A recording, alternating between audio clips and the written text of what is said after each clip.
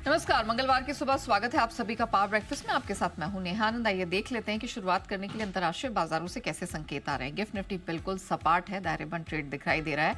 24,280 के पास फिलहाल हम देख रहे हैं रेंज बाउंड सा कारोबार है। डाउ फ्यूचर्स सॉन्ग गवा चुका है और इसके साथ ही नाज़दाक फ्यूचर्स पर नजर डालें तो 60-62 अंकों की कमजोरी वहां से आ रही है।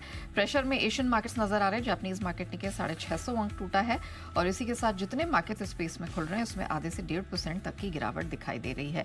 कल कमोडिटी मार्केट में खासतौर से एनर्जी और बुलियन में बड़ा क्रैक दिखा।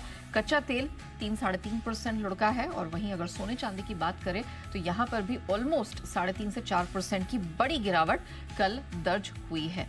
क्या कुछ हुआ है अंतर्राष्ट्रीय बाजारों में और कौन से महत्वपूर्ण डेटा है, इवेंट्स हैं, ट्रिगर्स है, खबरें हैं जिन पर मार्केट रिएक्ट करता हुआ नजर आएगा। आइए पूरी डिटेल समझ लेते हैं। कुशल हमारे साथ जुड़ चुके। कुशल, मॉर्निंग।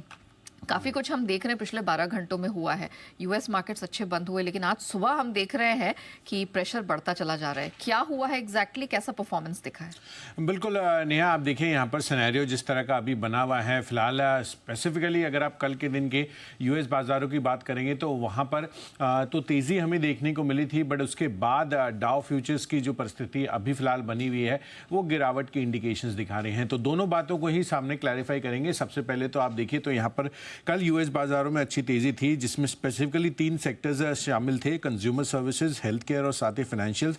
उनकी तरफ से अच्छा प्रदर्शन रहा, लेकिन जैसे कि हम बता रहे थे कि डाउ फ्यूचर्स में अभी आप देखिए तो सुबह 100-150 अंकों की गिरावट के साथ कारोबार होता हुआ दिख रहा है। और इसके पीछे सबसे बड़ी वजह बनी कि यहाँ पर जो प्रेसिडेंट इलेक्ट हैं डोनाल्ड ट्रंप, उनकी तरफ से आगे चलकर खासकर 3 जो जगहें हैं जिसमें स्पेसिफिकली चीन, मेक्सिको और कनाडा, इस पर ज़्यादा इंपोर्ट टैरिफ्स लगाने का उन्होंने थ्रेटन किया है। तो ऑफ कोर्स वो खतरा वापस से मंडराता हुआ नजर आ रहा है और वो इसलिए क्योंकि यहाँ पर जो गैर कानूनी ड्रग्स और इमिग्रेशंस होते हैं यहाँ पर इन देशों से, उसको लेकर, उसको ध्यान में रखकर यहाँ पर डोनाल्ड ट्रंप जो है थोड़े सतर्क हैं और इसी वजह से वो हायर इंपोर्ट टैरिफ्स लगाने की अब तैयारी कर रहे हैं।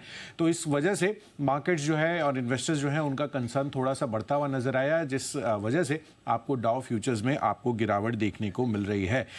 यूरोपियन बाजारों के हालांकि कल के दिन में थोड़ी मजबूती के ही संकेत थे, बट बुलियन और साथ ही एनर्जी यहाँ पर इस स्पेस पर बड़ा क्रैक आता हुआ नजर आया। खासकर कच्चा तेल आप देखें तो यहाँ पर 3% की गिरावट के साथ $72 के आसपास आता हुआ नजर आ रहा है। इनफैक्ट यहाँ पर आप देखें तो जो मिडिल ईस्ट में सीज फायर के संकेत आ रहे हैं, तो ऑफकोर्स जो मिडिल ईस्ट में टेंशन है वो थोड़े से अब खत्म होने के इंडिकेशन आ रहे हैं, या फिर आप कह सकते हैं कि जो सीज फायर की खबरें या मीडिया रिपोर्ट्स आ रही हैं उस चीज़ को ध्यान में रखते हुए कच्चा तेल और साथ ही सोना यहाँ पर आपको अब वापस से गिरावट आती हुई दिख रही है। तो तनाव खत्म होने के कारण होने के करने की डील से यहाँ पर आगे चलकर ओवरऑल सेंटिमेंट में और सुधार आता हुआ नजर आ सकता है और इसी कारण से कच्चा तेल आप देखिए तो यहाँ पर गिरावट के साथ कारोबार करते हुए दिख रहे हैं। तो ऑफकोर्स यहाँ पर यूएस बाजारों से खासकर डाउ फ्यूचर से थोड़े से गिरावट के संकेत अभी फिलहाल आते हुए नजर आ रहे हैं, लेकिन दूसरी तरफ कच्चे तेल में जो गिरावट है वो हमारे बाजार के लिए रिलेटिवली बेटर साइड पर इंडिकेशंस है।